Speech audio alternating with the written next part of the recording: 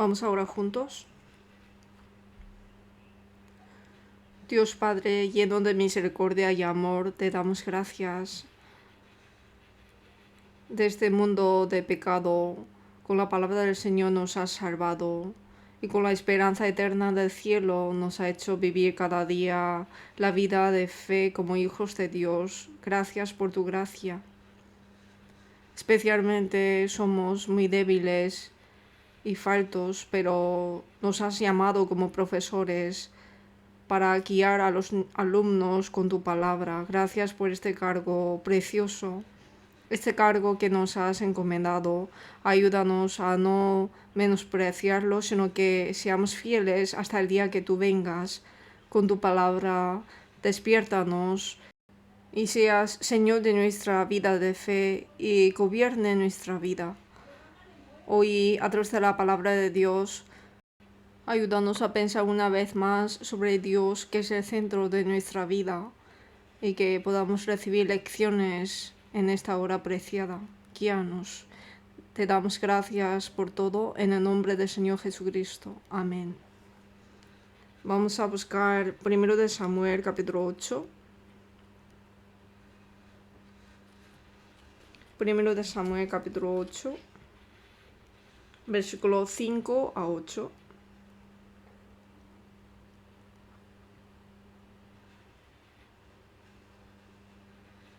Primero de Samuel, capítulo 8, versículo 5 a 8.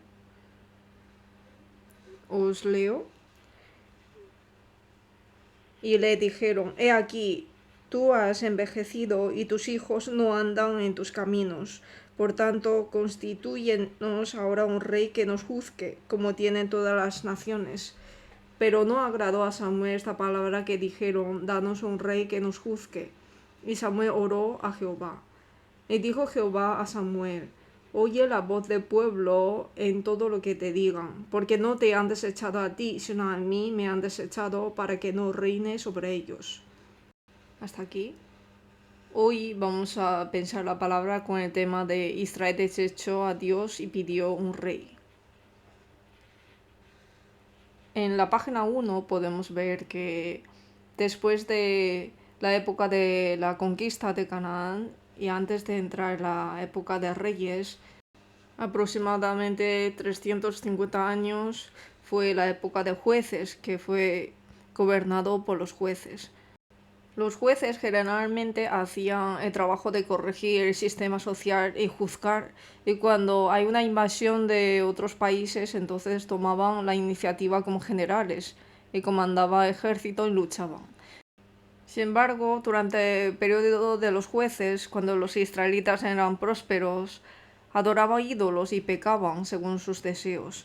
Y cuando el sufrimiento y la tribulación vinieron de Dios como resultado de sus pecados, entonces acudieron a Dios y pidieron ayuda. Entonces Dios los salvó de los problemas.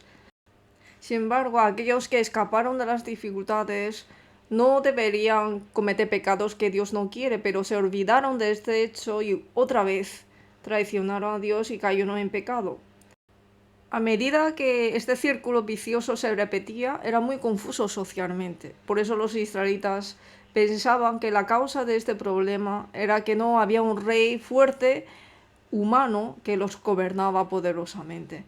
Por eso pensaban que si hubiera un rey que pueda dictar leyes y reglas y con esto controla la sociedad, podría solucionar los problemas. Y además, los países vecinos en ese momento tenían reyes y los reyes gobernaban al pueblo. Por eso ellos también pensaban que tenemos que establecer un rey. Pero en realidad ellos estaban confusos, es porque cometían pecados repetidamente, pero sin embargo desconocieron esta verdad.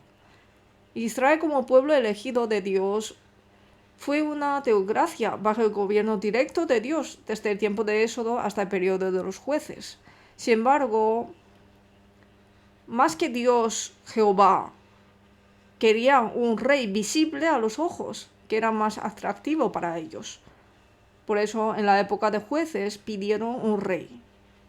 Y Dios, a través de Samuel, les informó las desventajas del sistema monárquico, pero ellos negaron de escuchar a Samuel.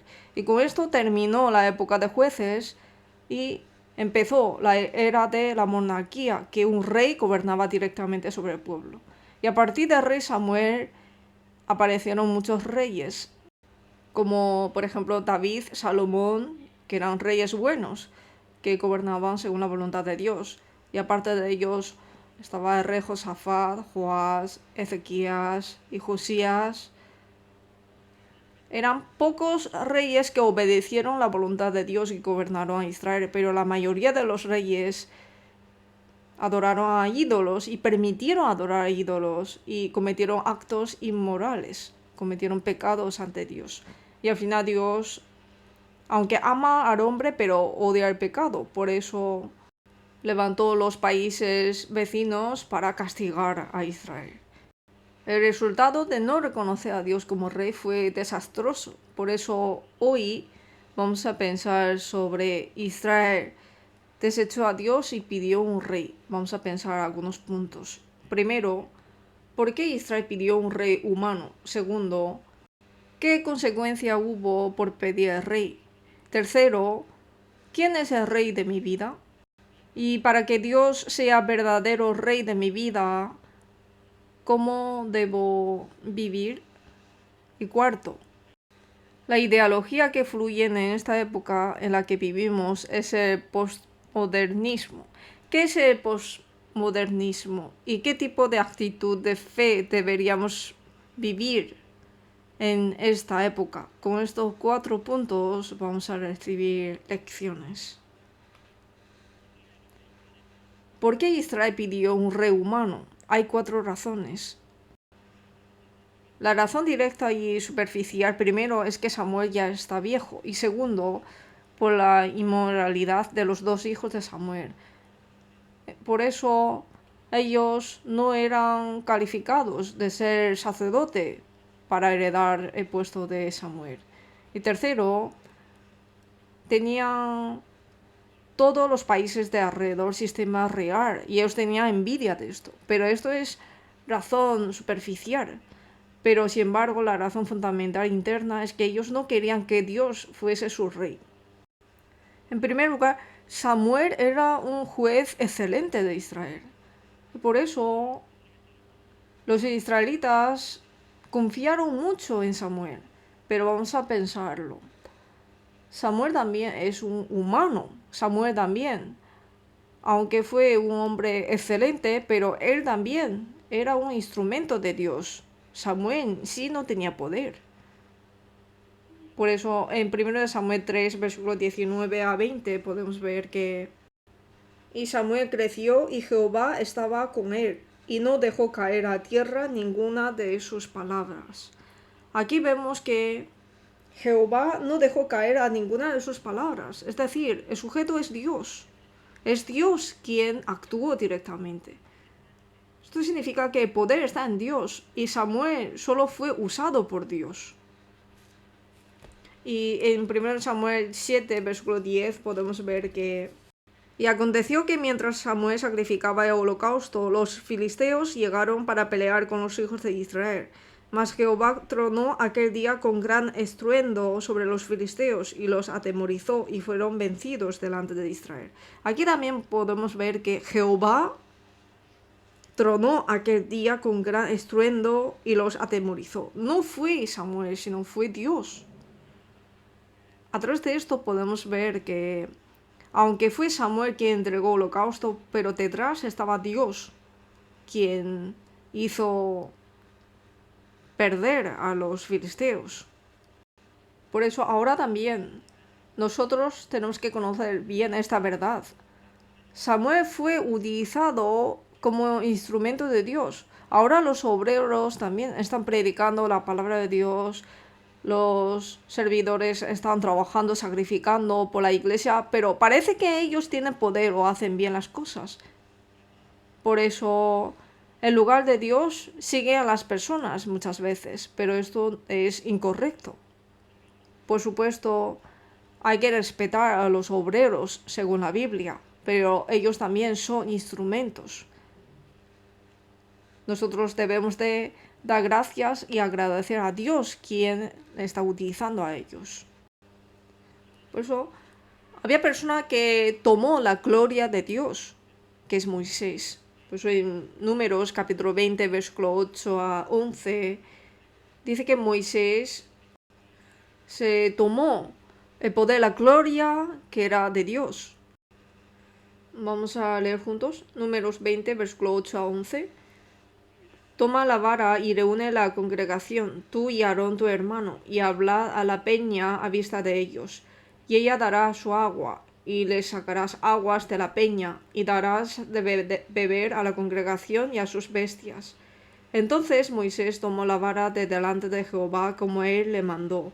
Y reunieron Moisés y Aarón a la congregación delante de la peña, y les dijo: Oíd ahora, rebeldes, ¿os hemos de hacer salir aguas de esta peña? Entonces alzó Moisés su mano y golpeó la peña con su vara 2 veces, y salieron muchas aguas, y bebió la congregación y sus bestias. Con esto podemos ver que debería de glorificar a Dios, pero Moisés parece que lo ha hecho él, ¿no? Moisés era un líder excelente, pero no pudo entrar en la tierra de Canaán por la consecuencia de esto. Y conocemos bien al rey Herodes. En lugar de entregar gloria a Dios, él tomó la gloria y fue comido por los gusanos. En Hechos 12 está escrito. Por eso nosotros también, en la hora de hacer trabajo de Dios, cuando termina bien el trabajo, parece que lo hice yo, estoy como orgulloso, ¿no? Pero en realidad soy utilizado. No es que hice algo bien, sino que Dios nos ha utilizado bien. Por eso hay que glorificar a Dios, darle gloria todo a Él y agradecer a Dios por utilizarme. Segundo, ellos pidieron rey. Segunda razón es porque Samuel tenía 2 hijos, Joel y Abías. Pero ellos no eran tan excelentes como Samuel. Samuel fue una persona que daba gran influencia espiritualmente, por eso muchos israelitas siguieron a Samuel. Y por eso Samuel pudo hacer mucho trabajo ante Dios. Pero sus 2 hijos tenían nombres de fe, ¿no? Joel significa Jehová es Dios. Y el segundo hijo, Abías, significa Jehová es mi padre. Es decir, Samuel, después de dar a luz al hijo y en la hora de criarlos, los ha criado en la fe. Quería criar en la fe. Pero los 2 hijos no pudieron seguir a los pasos de la fe de su padre. Los 2 hijos sucedieron a su padre como jueces de Israel, pero sin embargo los 2 hijos cometieron gran pecado de aceptar sobornos y pervertir el juicio. Pero esto no fue un error puntual, sino que ha estado constantemente así. Por eso finalmente ellos tenían una situación de fe alejado con Dios. Aquí nosotros podemos recibir lecciones. Es que la fe de padre es excelente. Esto no quiere decir que se hereda naturalmente a los hijos. Yo he visto en un libro que hay una palabra que es padre tigre, perro hijo. Es una frase chino, padre tigre, hijo perro. Padre es como un tigre tan excelente, pero el hijo no llega a ser como su padre, aunque hay casos al contrario. Como resultado, Samuel falló en educar a sus hijos. Él, que ha sido un obrero excelente de Dios, pero fracasó en la hora de educar a los hijos. Esto nos da gran lección. Sin embargo, en la Biblia no hay contenido de que Dios reprendió a Samuel por educar mal a los hijos. Entonces, podemos pensar que es difícil de pensar que fue error del padre porque educó mal a los hijos. Podemos pensar que el padre los educó bien, pero los hijos fueron por un camino desviado. En la iglesia podemos ver que hay personas utilizadas en la iglesia, pero los hijos no crecen como sus padres, que se debería. Pero vemos muchos casos que no.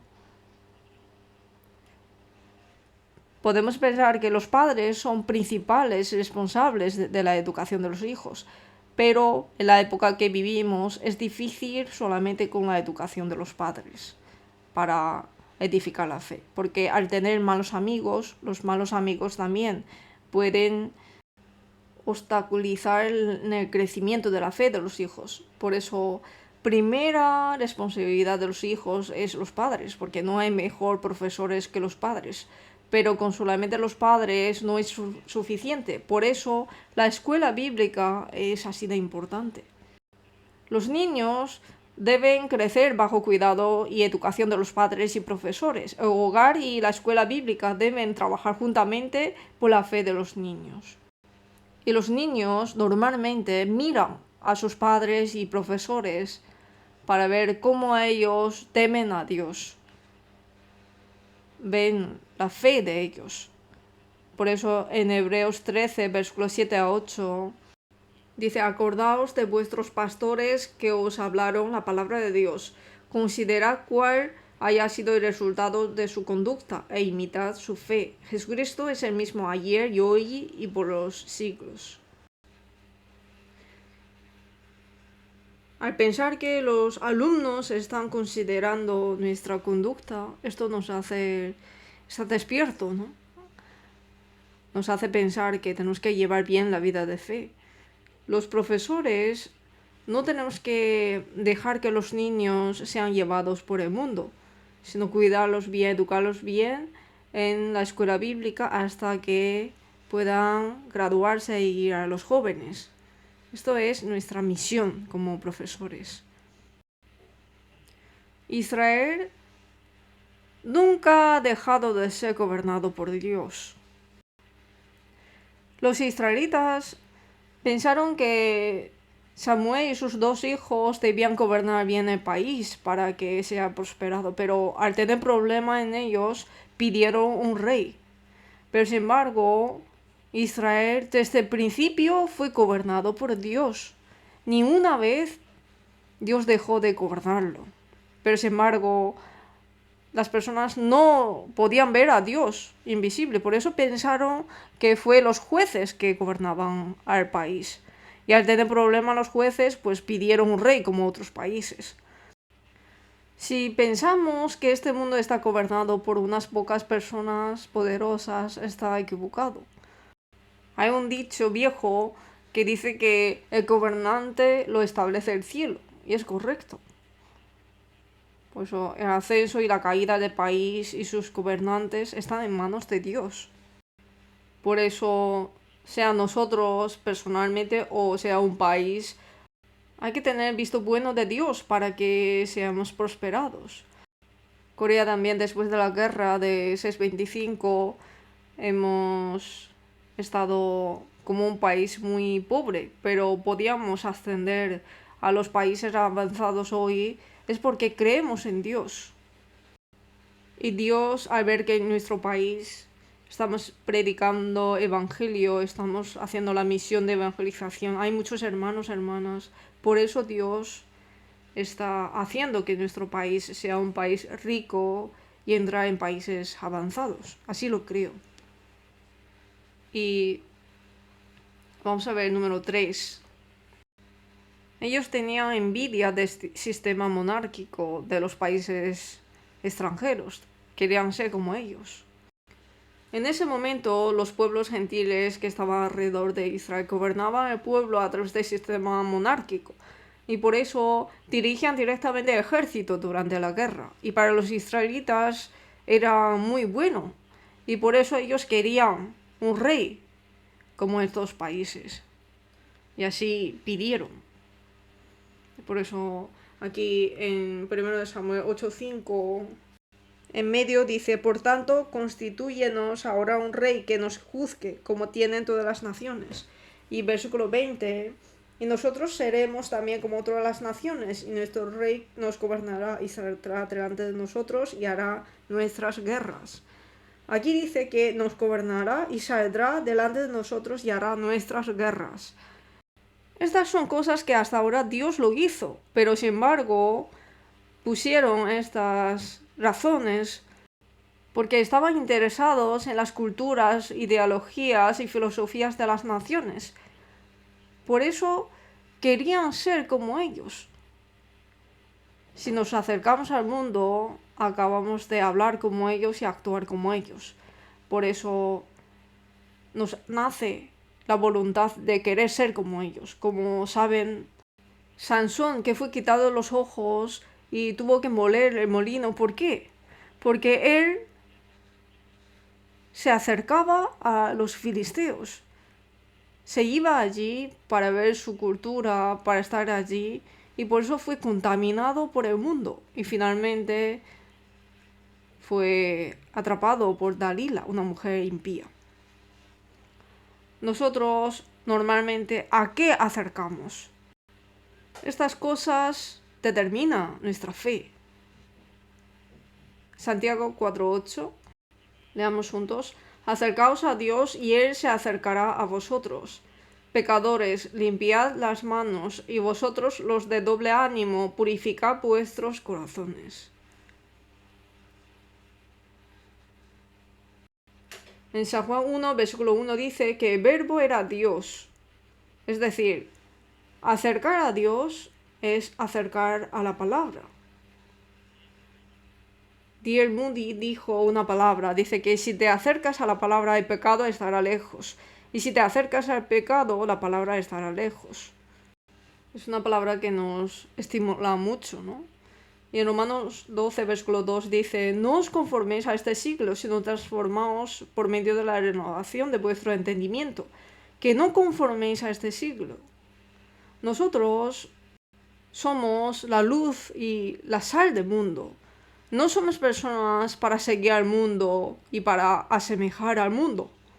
Seguir al corriente del mundo es seguir al diablo, el príncipe de la potestad de aire. Este mundo es la ciudad de destrucción, que después de poco será destruido. Y los santos somos viajeros y extranjeros. Nuestra esperanza no está en esta tierra. Por eso tenemos que centrarnos, enfocarnos a Cristo y vivir una vida simple. Los mundanos viven muy complicado en este mundo. Hacen muchas cosas, mucho trabajo, por eso están ocupados. Pero los cristianos hay que vivir una vida simple. Servir al Señor debe ser su principal trabajo, y para hacer mejor esto, los estudiantes estudian, los trabajadores trabajan y las amas de casa pues trabajan bien en casa. Todo esto es trabajo secundario. Nuestro principal trabajo es servir a Dios, predicar el evangelio. Por eso los evangelistas no son personas especiales, sino todos nosotros. Y cada vez que tengamos oportunidad tenemos que predicar la palabra de Dios. Hemos visto las 3 razones superficiales, pero la razón fundamental interior es por esto, que el pueblo de Israel no quiso que Dios fuese su rey. 1 Samuel 8, versículo 6. 1 Samuel 8, versículo 6, os leo. Pero no agradó a Samuel esta palabra que dijeron, danos un rey que nos juzgue. Y Samuel oró a Jehová. Versículo 7. Y dijo Jehová a Samuel, oye la voz del pueblo en todo lo que te digan. Leamos juntos. Porque no te han desechado a ti, sino a mí me han desechado, para que no reine sobre ellos. Ellos pidieron el rey. Esto es finalmente desechar a Dios. Así está diciendo. Dios estaba muy enojado. Antes de ver esto, vamos a ver un poco las características de la monarquía del mundo. Dios le dijo a Samuel que dijera los defectos de características de la monarquía del mundo. Y Samuel les dijo, 1 Samuel 8, versículo 11 a 18, habla de esto. Esto puede resumir simplemente que tomará lo tuyo por la fuerza, tomará por la fuerza. Por eso aquí, entre los 8 versículos, la palabra tomar aparece 6 veces. Es decir, los reyes del mundo siempre os pedirán. Por ejemplo, hay que trabajar por el país, tenés que ir a la guerra, tenés que entregar impuestos, os tomarán lo vuestro. Y esto, ¿qué es lo que habla? Que si apartáis de Dios, el mundo tomará lo bueno de los santos. Como sabemos bien que Dios es un Dios dador. Dios nos ha dado la vida y aliento y todas las cosas. Dios no le falta nada para pedirnos. Dios ahora mismo también nos está dando gratuitamente el universo y todas las cosas, la vida eterna. Y también la gracia necesaria para hacer la vida de fe nos ha dado gratuitamente. Pero sin embargo, el rey de este mundo siempre nos pedirán. Entonces, ¿tú vas a poder vivir bajo este rey? Así Samuel está diciendo. Pero si han escuchado esta palabra, deben pensar, servir al rey del mundo hay defecto. Entonces anulamos la petición del rey. Pero ellos, sin embargo, no quisieron escuchar la palabra de Samuel. Entonces Dios había planificado desde el principio establecer rey. No es así. Antes de ser escrito primero de Samuel, en Deuteronomio 17, versículo 14 a 20, hace 400 o 500 años antes, Dios ya ha dicho que será establecido rey y cómo hará el sistema monárquico. Se puede resumir así. Existen unos requisitos del rey. Primero, debe ser elegido por Jehová, uno de los hermanos. Y el deber del rey, también está escrito, tiene que tener la ley en su lado y leerla todos los días de su vida. Y está escrito sobre el beneficio de que un rey está cerca con la palabra. Temerá a Jehová y guardará, obedecerá las palabras y estatutos de la ley. Y no será arrogante y será benditos él y toda su descendencia. ¿Y esto solamente se aplica en esa época? No, porque nosotros somos real sacerdocio del Nuevo Testamento, los cristianos. Por eso también se aplica a nosotros. Y dijo 3 cosas que no debe hacer el rey. ¿Y cuáles son? Primero, que no tenga muchos caballos. Caballos es poder militar en esa época. No tener muchos caballos es para que el rey no confíe más el poder militar que a Dios. Para que no se enfríe su corazón de confiar a Dios. Por eso dijo que no tenga demasiados caballos. Y segundo, mujeres, es decir, concubinas. No tener muchas concubinas, mujeres. En la época antigua, el rey podía tener muchas mujeres legalmente. Pero al tener muchas mujeres, estas mujeres engañaban al corazón del rey para que no pueda dirigir el país adecuadamente. Por eso dijo que no tengas muchas mujeres. ¿Y quién se fracasó en esta palabra? El representativo es Salomón. Salomón era pronombre de sabiduría. Dios le dio sabiduría para gobernar el pueblo. Al principio lo hizo muy bien, pero después, al final de su vida, no lo hizo así. ¿Por qué? Porque él tuvo 1000 esposas y concubinas. Tenía muchas concubinas. Para tener tratado de paz se casó con muchas mujeres de los países vecinos. Pero estas mujeres gentiles, al casarse con Salomón, trajeron sus ídolos. Pero Salomón, al querer alabar mucho a las mujeres, entonces empezó a permitir los ídolos de las mujeres. Y al final de la vida de Salomón, había muchos templos de ídolos. Y Dios le dolió mucho el corazón. Y después de Salomón fue dividido el país en 2. Por eso, las cosas que nos hace alejar, las cosas que nos engañan de Dios, seguramente hay alrededor de nosotros. Puede ser smartphone y puede ser YouTube, puede ser los amigos mundanos o juegos mundanos. Si tenemos muchas cosas estas en nuestro alrededor, finalmente engañará nuestro corazón y nos hace apartar de Dios. Y tercero, dijo que no tenga mucho oro ni plata. Es decir, que renuncie a la codicia por las riquezas. Jesús en San Mateo 6 dijo que no puede servir a Dios y a las riquezas. Es decir, en lugar de Dios puede subir las riquezas. Las riquezas tienen un gran poder en este mundo. Por eso, en nuestra época, hay muchas personas que ponen en lugar de Dios las riquezas y viven como esclavos de riquezas. Y por el dinero se pelean, se matan. Pero los cristianos debemos ser personas que sabemos ganar bien dinero y gastar bien, y no ser esclavos de dinero. Por eso en 1 de Timoteo 6, versículo 10 dice, porque raíz de todos los males es el amor al dinero, el cual codiciando a algunos se extraviaron de la fe y fueron traspasados de muchos dolores. Que fueron traspasados de muchos dolores, sí mismo. ¿Por qué? Por amar al dinero. Por eso, en la iglesia primitiva, muchos cristianos fueron amenazados por sufrimiento, tribulación, ¿no? Pero en nuestra época, lo que nos hace más cansado a los cristianos puede ser engaño de dinero. Por eso, mucha gente a través de tribulación y sufrimiento fueron caídos, pero en nuestra época, por el dinero, mucha gente no puede vivir bien la vida de fe y están decaídos. Si nuestro corazón es quitado por el dinero, Dios dijo que hará agujero en saco. En Ageo capítulo 1 está escrito, ¿no?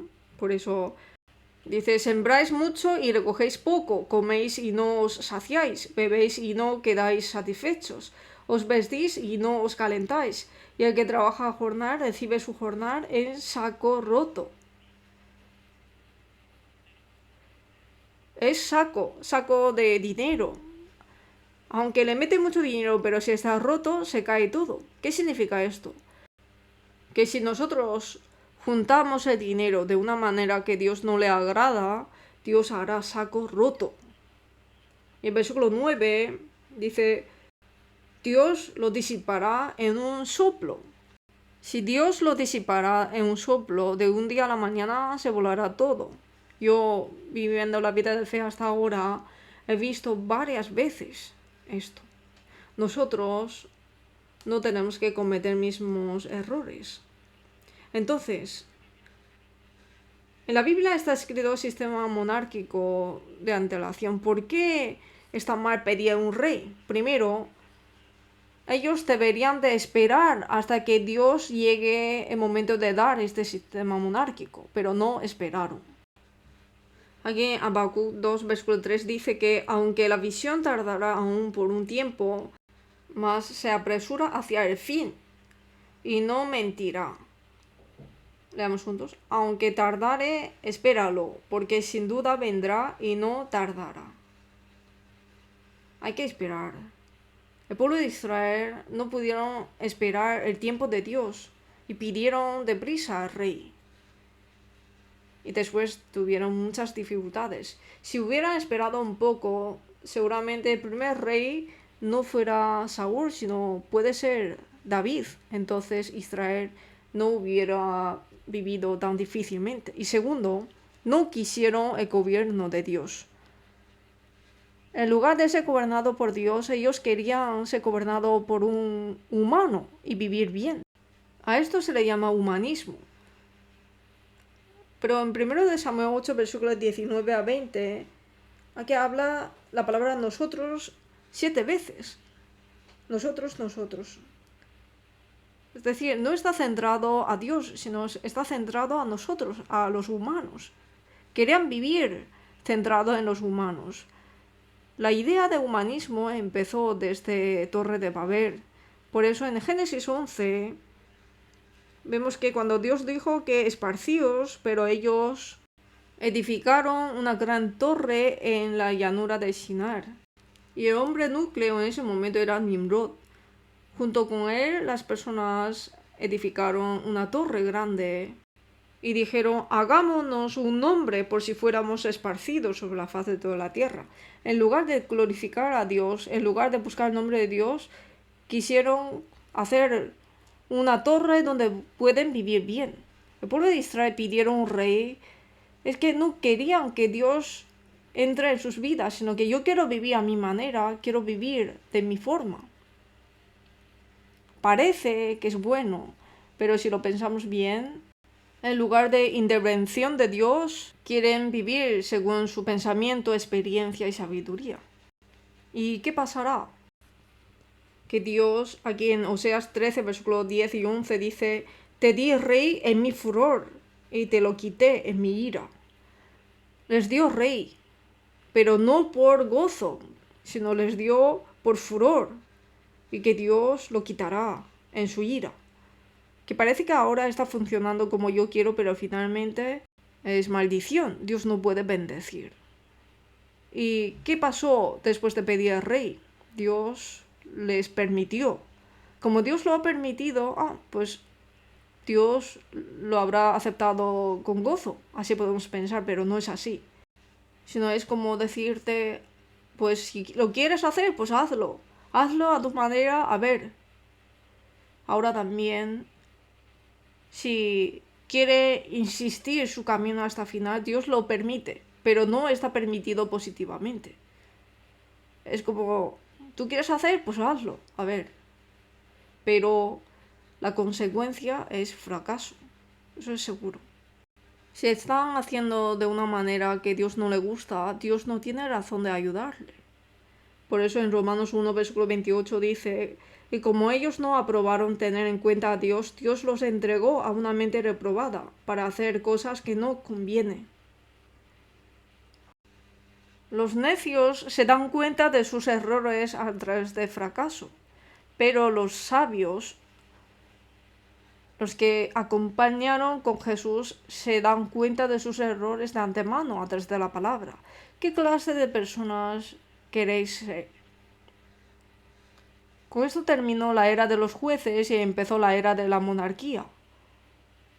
Y depende de cómo era la fe de rey, la vida de todo el pueblo fue conmovida. Así empezó la época. Entonces, ¿quién es mi rey de mi vida? Para que Dios sea mi rey, ¿qué tengo que hacer? Primero, hay que reconocer que yo he muerto. Segundo de Corintios 5, versículo 14. Leamos juntos. Porque el amor de Cristo nos constriñe, pensando en esto, que si uno murió por todos, luego todos murieron, y por todos murió para que los que viven ya no vivan para sí, sino para aquel que murió y resucitó por ellos. Todos murieron. Es que cuando Cristo murió en la cruz, yo que he nacido en Adán también he muerto. Y mis pecados están muertos. Y cuando Jesús resucitó, he nacido como nueva criatura. En Gálatas 2, versículo 20, leamos juntos. Con Cristo estoy juntamente crucificado, y ya no vivo yo, mas vive Cristo en mí. Y lo que ahora vivo en la carne, lo vivo en la fe del Hijo de Dios, el cual me amó y se entregó a sí mismo por mí.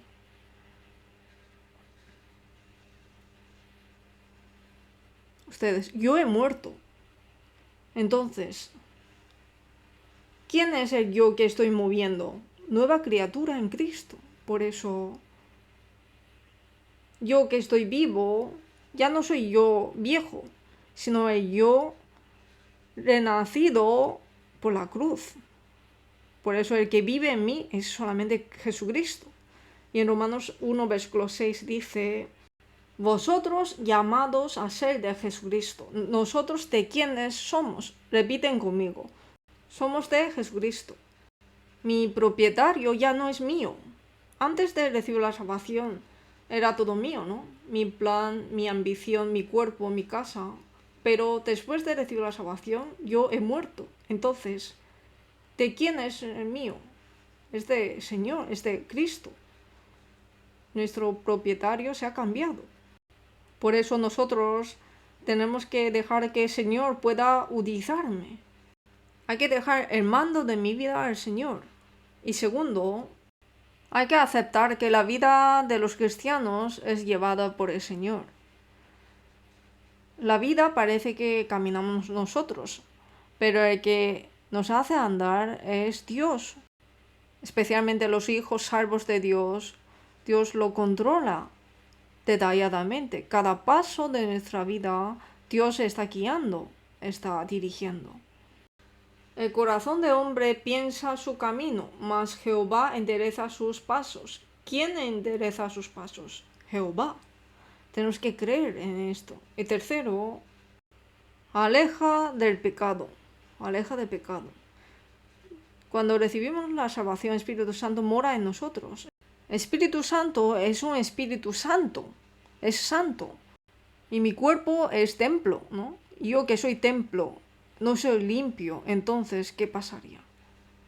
Por eso, en 1 de Pedro 1, versículo 15-16, dice, como aquel que os llamó es santo, sed también vosotros santos en toda vuestra manera de vivir. Porque escrito está, sed santos porque yo soy santo.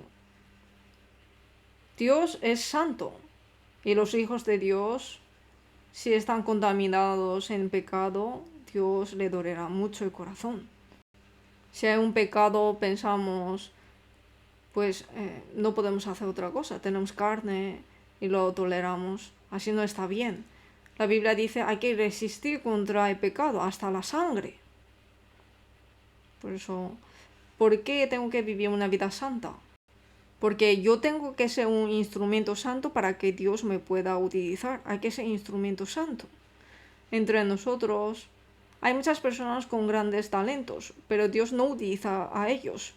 Aunque nos falta un poco de talentos, pero Dios utiliza a los limpios. No podemos ser perfectamente limpios, pero tenemos que seguir intentando ser limpios. Y cuarto, deja claras tus prioridades. En la vida de fe, aparte de cometer pecados, no hay nada que no sea importante, pero no podemos hacer todo porque el tiempo es limitado y nuestra vida es finita. Por eso debemos distinguir claramente qué tenemos que hacer primero y posterior. Y hay cosas que no es necesario de hacerlo. Tenemos que saber distinguir claramente. Hay gente que vive fuertemente pero invierte su tiempo en cosas extrañas. Así no hay que ser. ¿En dónde tengo que enfocar mi vida? Esto es importante. Por eso nosotros en Colosenses 3, versículo 2, dice, poned la mira en las cosas de arriba, no en las de la tierra. La orientación de mi vida hay que estar conectado con arriba. Hay que pensar siempre. Esto es cosas de arriba o cosas de la tierra. Si está conectado con arriba, hay que esforzar todo lo posible. No hay que dejar pasar esto. Pero las cosas del mundo podemos dejar pasar, pero las cosas espirituales no. Pero muchas veces vivimos al contrario.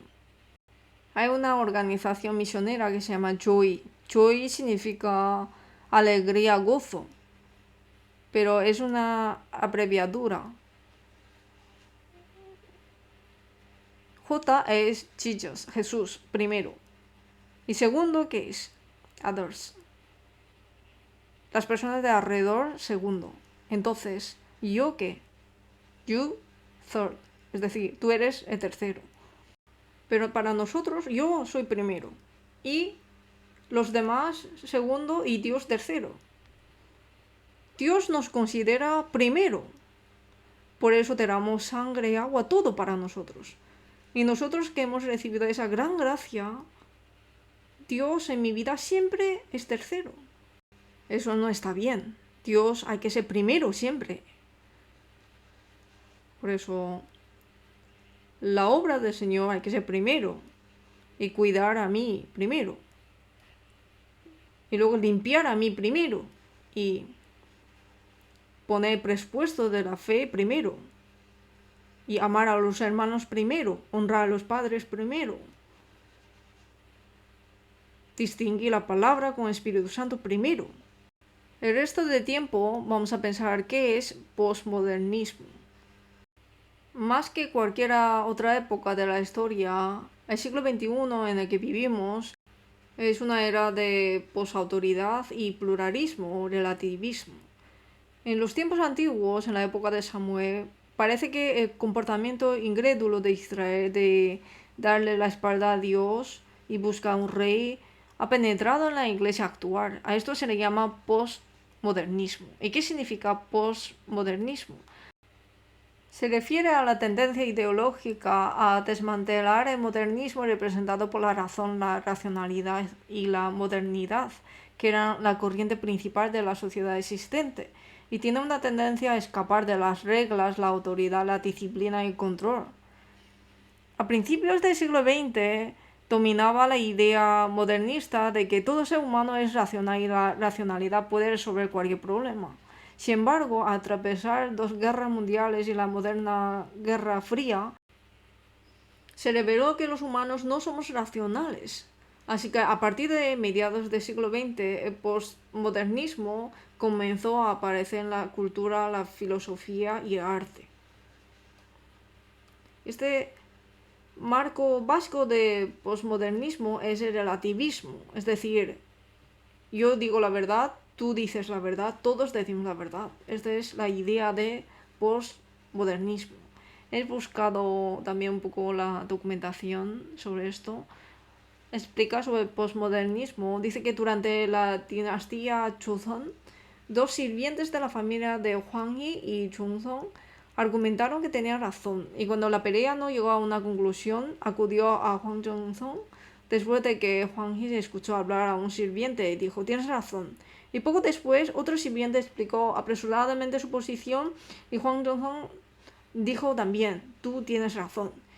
Y luego la esposa de Huang Zhongzong le dijo: pero tú dices que este niño tiene razón y otro niño también tiene razón, entonces ¿cómo puedes diferenciar entre el bien y el mal? Entonces dice: pues mujer, tú también dices la verdad. Entonces, ¿qué quiere decir? Que todos dicen la verdad. El relativismo tiene dos características. Es que no importa quién tiene realmente la razón. Y todo gira en torno a mí, en torno a mí. Y por eso parece que es generoso, pero finalmente, es decir, que lo que yo digo tiene toda la razón. Finalmente es con base al egoísmo, individualismo. Todo mal deriva del individualismo. Pues a los individualistas que solo conocen a sí mismos, San Agustín dijo que nada en este mundo tiene nada que ver conmigo. Los problemas de la humanidad son asuntos míos y los problemas de la moralidad también son asunto mío. Buscar problemas de la verdad, la libertad, la equidad y la justicia es también mi trabajo.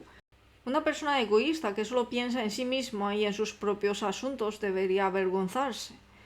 En nuestra época, las personas piensan que el pensamiento de uno es correcto. La época de Jueces igualmente. En Jueces 1:1 empezaron a consultaron a Dios, pero el último versículo de Jueces, ¿sabe qué dicen? En Jueces 21, versículo 25, leamos juntos: en estos días no había rey en Israel, cada uno hacía lo que bien le parecía. Lo que yo pienso está bien, y así vivía.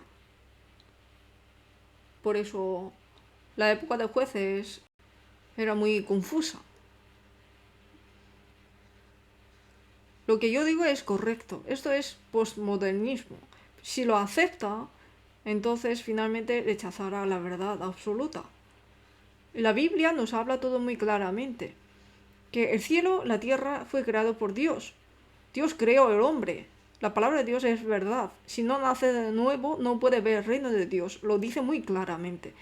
Pero sin embargo, postmodernismo ve al cristianismo como una religión que excluye a otras religiones, diciendo que solo ellos dicen la verdad. Pero Jesús dice que yo soy el camino, la verdad y la vida, y nadie viene al Padre sino por mí, que yo soy la verdad. Pero el mundo dice: ¿por qué solamente tú es verdad? Hay otro camino también, así opino. Esta es idea de postmodernismo, pero sin embargo, estas ideas están penetrando en la iglesia. Entonces, cuando entra a la iglesia, empieza a poner interrogación en la Biblia. Si decimos, hay que vivir como dice la Biblia, entonces dice, esto puede vivir los pastores, evangelistas o obreros, pero una persona como yo, ¿cómo puedo vivir así? Esta es idea de postmodernismo. Y cuando predica estas prédicas, entonces Los santos piensan que está predicando demasiado fuerte y no les gusta a estos predicadores. Actualmente le gusta a las personas la palabra de consuelo y no les gustan las palabras de reproche y se ha desaparecido mucho en el mundo, pero en nuestra iglesia no. La palabra de Dios es útil para enseñar, redarguir, corregir, instruir en justicia. Hay que redarguir. Si no redarguye, ¿cómo podemos vivir una vida correcta? Por eso nosotros, en la hora de educar a los niños también, tenemos que primero enseñar y si tiene algún error hay que redarguir, corregir. Esto es correcto. En la hora de redarguir hay que redarguir con amor y no con la ley, reprendiendo. Esto puede dar daño a los niños. Hay que redarguir, pero con el amor a sus almas. Hay que redarguir. No tenemos que olvidar que redarguir hay que ser con amor. Apocalipsis 3, versículo 19, leamos juntos. Yo reprendo y castigo a todos los que amo. Sé pues celoso y arrepiéntete. Un huérfano no tiene padres que les puede redarguir, pero nosotros tenemos Padre que nos redarguye, por eso tenemos que dar gracias. Especialmente en este momento en el que el individualismo está empeorando en la época de pandemia de coronavirus, cuando se plantea preguntas sobre los pensamientos, actitudes y objetivos de la vida de otras personas, la mayoría de la gente se defiende a fondo diciendo, pero ¿quién eres tú para interferir en mi vida? Aunque el mundo es así, pero la iglesia no debería ser así. Tenemos que ser personas que aceptamos la reprensión dulcemente para poder vivir como obreros del Señor. ¿Qué actitud de fe debemos tener en esta época de postmodernismo? Primero, tenemos que adoptar una postura firme por la fe. Hay un proverbio puritano que dice que nunca pongas un signo de interrogación donde Dios puso un punto. No debemos añadir ni quitar la palabra de Dios. No hay que añadir su pensamiento. A esto se le llama teología liberal y tiene característica en que no cree en la Biblia literalmente, enfatiza el amor de Dios y entiende a Jesús no como un salvador, sino como un buen maestro moral, y reconoce a los seres humanos como seres buenos que pueden mejorar si se esfuerzan por sí mismos. Al entrar la idea de teología liberal, lo que hace es confundir la verdad de la Biblia a las personas. Y nosotros tenemos que rechazar a las herejías para que otro Jesús, otro espíritu, otro evangelio no entre en nuestra iglesia, especialmente a los profesores. Hay que enseñar bien a los niños para que no sean contaminados de las herejías. Hoy hemos visto que Israel a través de los jueces fue gobernado por Dios, pero no quisieron, sino que quisieron un rey visible a los ojos. Y por eso ellos... El problema no está en que tienen un rey o no, sino que no recibieron a Dios como su rey en su corazón. Por eso, por varios reyes, ellos han tenido muchas dificultades. Al recibir lección de esto, tenemos que tener al Señor, nuestro Salvador, como primero y dejar que el Señor gobierne nuestra vida. Tenemos que entregarla al Señor todo. Proverbios 3, versículo 5 a 7, leamos juntos y terminamos. Fíate a Jehová de todo tu corazón y no te apoyes en tu propia prudencia. Reconócelo en todos tus caminos y él enderezará tus veredas. No seas sabio en tu propia opinión. Teme a Jehová y apártate del mal. Oremos juntos. Dios, gracias. El pueblo de Israel no quisieron Dios como su rey, sino que querían un rey humano. Hoy hemos aprendido de esto. En nuestra vida queremos que el Señor sea prioridad nuestra y servirte, Señor, guíanos. Las cosas vanas de este mundo, ayúdanos a no ser engañados por ellas. Guárdanos para que en nuestra vida podamos exaltar a Dios y vivir centrado en Dios.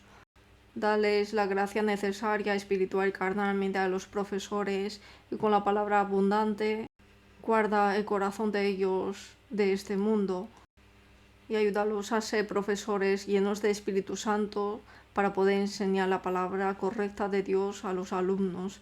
ayúdales a ser dignos de profesores. Señor, dirígelos. Te damos gracias por todo. En el nombre del Señor Jesús hemos orado.